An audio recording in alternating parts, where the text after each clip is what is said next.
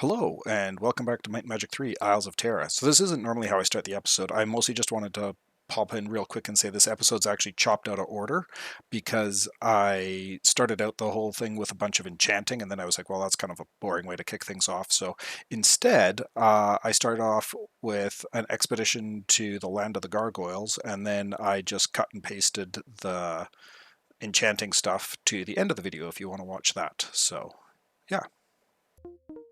Okay, so we're back. I just, yeah, did some enchanting. Got a bit of stuff out of it, nothing too spectacular. Need to get rid of the friendship breastplate. The big thing is I got an armor upgrade for Katrina, so she's got the warrior plate mail now that gives her +5 might, and armored plate mail of light for Septimus here, which gives him a +11 AC. So that's pretty decent, and it can cast the light spell if I ever feel like doing that. Didn't upgrade everything, like I've still got some basic leather gear and stuff like that kicking around, mostly just because I was starting to burn through a lot of gems. I had, yeah, I spent probably 1,000 gems, I would say, at a guess. But yeah, so anyhow, I just, Lloyd's Beaconed, I did a little buff cycle. I should probably actually finish buffing up. And then Lloyd's beaconed back to just outside the Arachnoid Cavern because, let me just get the Wizard's Eye up here,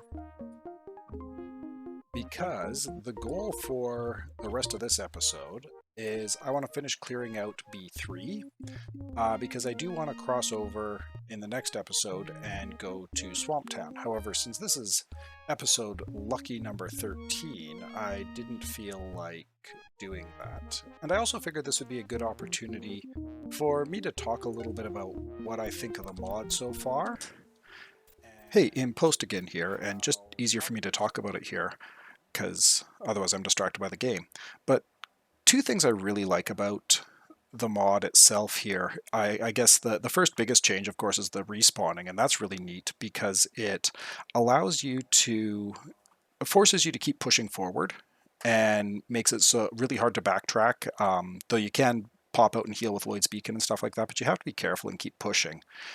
And then, of course, the rebalancing is really neat as well. I like how it makes mages a lot more useful. And one thing I noticed very recently in the patch notes actually is that the heroism spell is actually capped at +10, which is a big nerf to the fighter classes.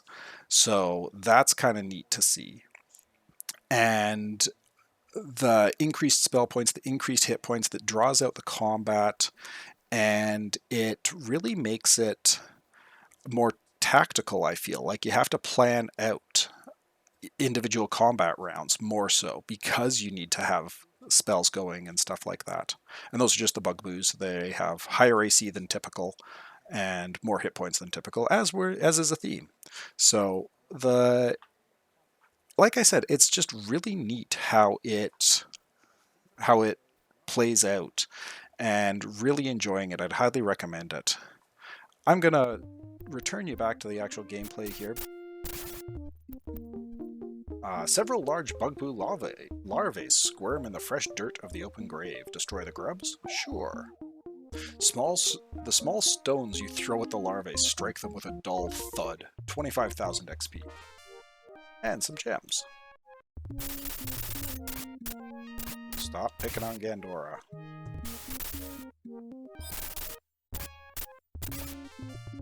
Let's hop into the mountains here, clear them out.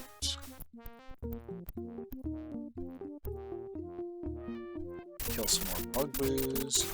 You can really see Power Shield doing work here. Like, I mean, the fact that she has a bunch of extra hit points as well doesn't hurt them. But yeah. Ooh. Small alcove. Enchant item. Sure, let's give that to Septimus as well, since now we've got 2. And let's kill these bugboos. And let's check out this hut. Now, if this is the hut that I think it is,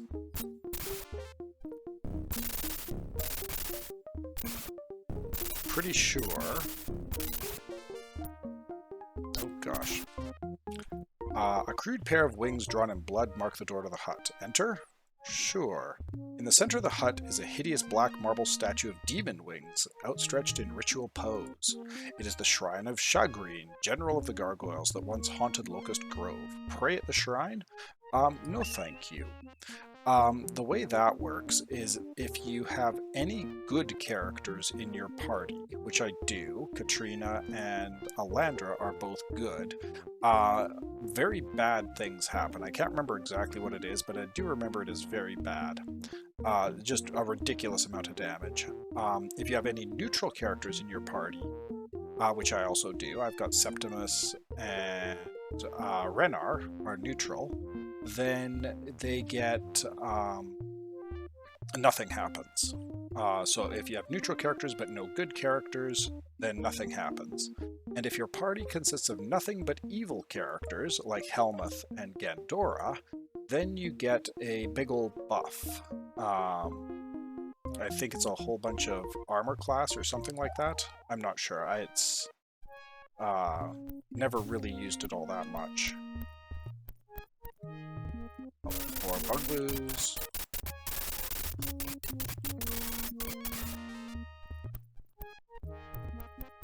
Those bugboos are a good source of gems, though. I'll give them that much.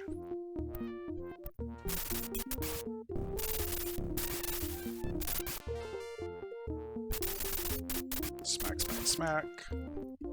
Okay, so here we have, if I fight my way through more bugboos, this is the Cathedral of Carnage. We're not going to mess with it, because it would mess with us right now. We do have the key for it. That is the blue unholy key. Will get us into that, should we feel so inspired. But, like I said, at this point, we do not. Found a small alcove here. Etherealize. I'm going to give that to Gandora. Well, too late now. But I think I would want to give it to Gandora anyhow. Kill some more bugboos.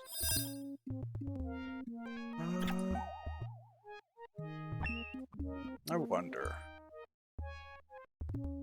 What a fireball do? Not much. Well, let's...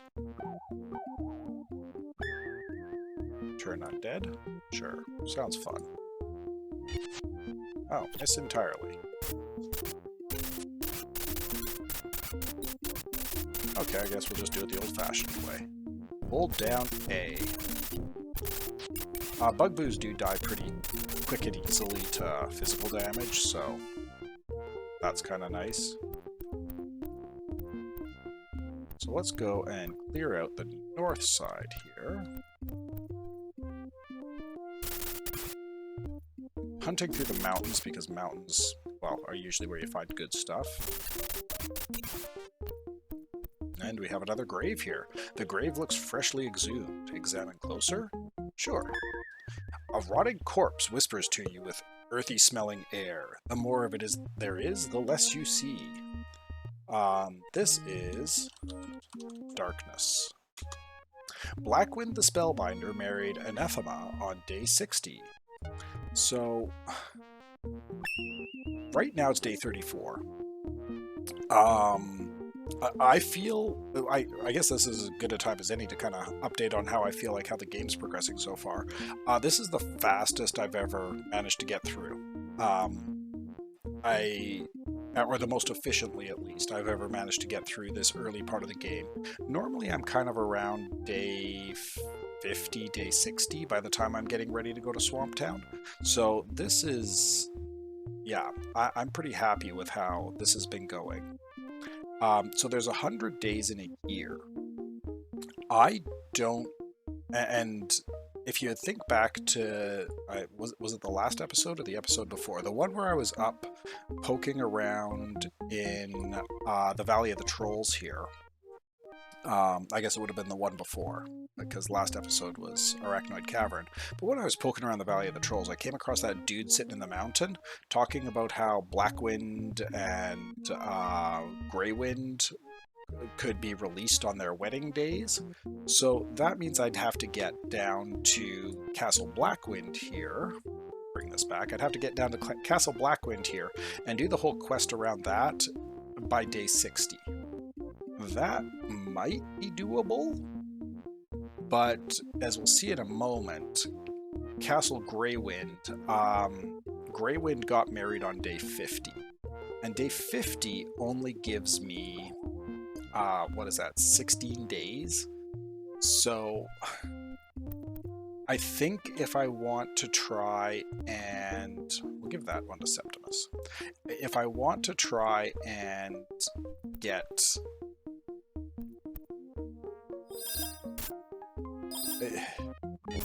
I don't know if I'm going to be able to, is I guess the short version of it. Just turn undead too.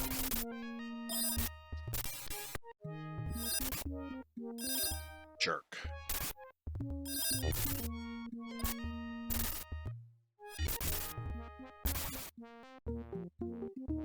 Do another turn undead.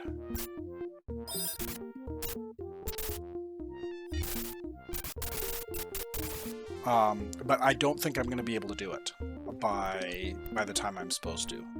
Here's another grave. Oh, wander off into the mountains. Here's another grave. Looks freshly exhumed.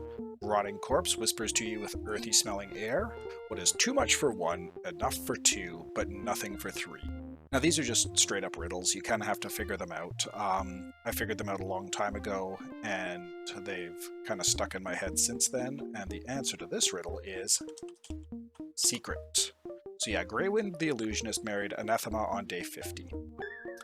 Probably not going to get to Castle Greywind by day 50. I might try.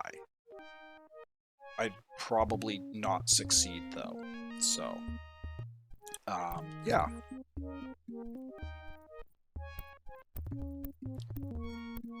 Circle around here. And there's another grave. A lamprey sits on the chest of a quivering corpse, sucking its stale blood and replacing it with quickening fluid. Kill the lamprey? Yes, yes I will. Your boot pushes through the chest of the corpse as you stomp the lamprey, putting an end to the undead plague. 100,000 XP. And some gear. Gear is always nice. Anything cool? Armored crown, ogre crown. Ogre is +8 might. Nice. Glowing crystal flail. Crystal katana. Neither of those are terribly special. The armored tiara, though, that's +4 AC to somebody.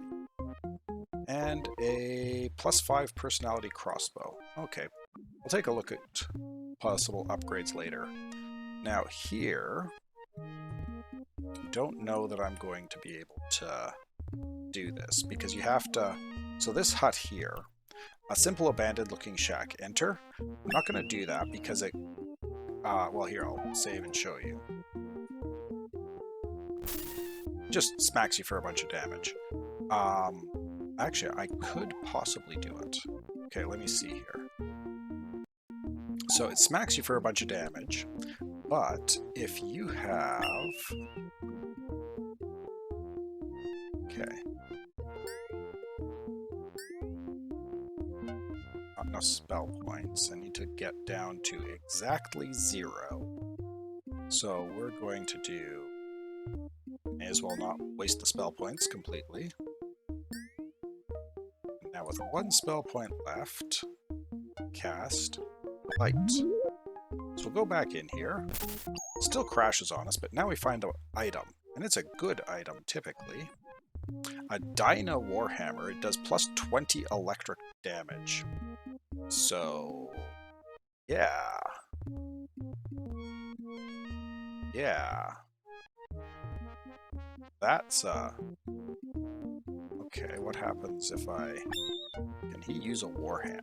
Tell me he can use a Warhammer. That would be amazing. He can. How bad's his AC now? AC 30, so he'll need some help with AC, but I can shuffle around for that later. But yeah, now he's going to hit things and do an additional 20 points of electric damage. And he's got something that's boosting his accuracy up as well, because I don't know what it is that's boosting his accuracy up. Either way, he's got an... Oh no, I think I just gave him a pool or something like that to boost his accuracy up. So he's got an accuracy of 35 with a Dino Warhammer, so that ought to do some damage. Anyhow, I think I've basically cleared out everything I want to do here. So we'll head back down this way, ignoring all that nonsense.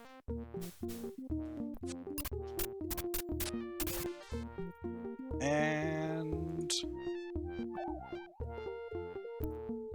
head back in here. Cool. Okay. Oh, there's some mad dwarves. Hi, mad dwarves. And at this point, I know this is a bit of a shorter episode, but I think I'm going to call it here, because next goal is going to be to get to Swamp Town. So maybe what I'll do is well,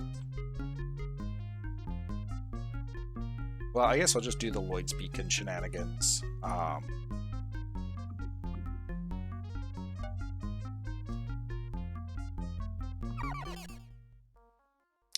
What time is it? 7:25 p.m. Still got plenty of time. I'll at least get there. Now this expedition to Swamp Town is going to be just that. It's going to be an expedition, because it's it's gonna be a tough go. So with that in mind, I am going to put a cut in here, and I will catch you guys in the next episode as I go to the basically pick it up when I reach the boat at Swamp Town. So to take me to Swamp Town, rather. So until then, cheers. Hey, just putting this in here to do the transition in case you feel like watching me enchant a little bit of stuff. I don't record all of it, so yeah, it doesn't take that long. Just if you want to see my approach to everything. Enchant item, which, if it's not obvious what it does, it kind of, well, probably should be, it enchants items. And I'm not going to use it too much, I don't think. Basically, my plan is I'm going to take a quick look at who needs gear upgrades. That's why I came down to Wildebar, is so I had a chance of getting just some better base gear. But I'm going to do stuff like I'm going to try and enchant this helmet. I'm going to enchant the belt, the gloves, the cape, like some of this garbage that they're still running around with, just to see what I can get. And I'm sitting here in Wildebar, and actually I'm going to do a Lloyd's Beacon to here. Yeah, set it there. I like having Septimus here. Now that I'm kind of playing around with it, I like having Septimus set up to go back to Fountainhead, and then Gandora takes me back to the Well of Happiness, and Renar here can kind of move the portal, or move the Lloyd's Beacon to wherever I happen to need it. But anyhow, let's take a look in the armory, see what kind of gear we got. See what we can get. A crystal longsword. I mean, I guess first of all, let's take a look and see what I'd want to get better gear of. Replacing that freezing personality longsword is probably worthwhile. Replacing that breastplate would be nice. I'd like to get her some better armor. Right now, he's got iron plate mail, which could probably stand to have an upgrade. Might just try and enchant that directly. Not much to upgrade on Renar by the looks of it. And, though realistically, I should probably give the chance gauntlets to Helmuth here. Helmuth looks pretty well kitted out as well. And Alandra could use her A lot of her stuff is pretty good. I guess the big thing I want to try and replace is that breastplate. So let's see. Can we get iron plate mail? Cool. Let's pick that up because I know she can use it. And now we'll start trying to do a bit of enchantment.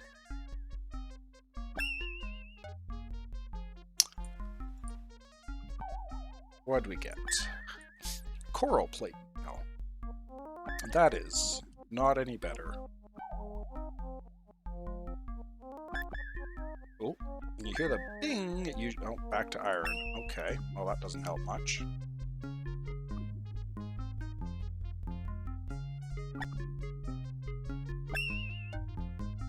Oh, leather. Getting worse here. Come on, Gandora.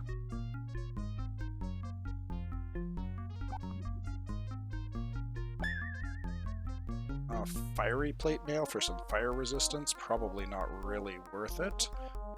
Just gonna pause here for a second because my auto mapper crashed again. Okay, sorry about that. We're back. Just continuing to enchant. Reroll the fiery plate mail. Come on, give me something good. Wooden plate mail. Okay, Gandora, you're letting me down here. Sharp plate mail of curing. So accuracy +3 and can cast cure wounds. That's not terrible. Excuse me. Sorry. There's a wildfire burning near here, so it's definitely bothering my sinuses and my throat. And combined with the fact that I had the first day of school, so lots of talking earlier this week. I think I'm going to keep that roll for a moment. I'm going to try enchanting his iron plate mail, see what we get. Just regular old plate mail. Well, that's dull. And back to iron plate mail. Come on, give me something good. We got 2 more casts before I got a sharp plate mail. I don't know how the scaling for this works. Brass plate mail. And we are out of spell points. Oh, and completely out of spell points. That was really dumb of me. I should have Lloyd's beaconed back earlier. Okay, well, I mean, you get the idea now. I think probably what I'm going to do is go restock spell points, do some stuff off camera, and then we will unpause and we'll see what I get. I'm not going to spend a huge amount of time on it, like I said. Just look for a little bit of an upgrade. So, be right back.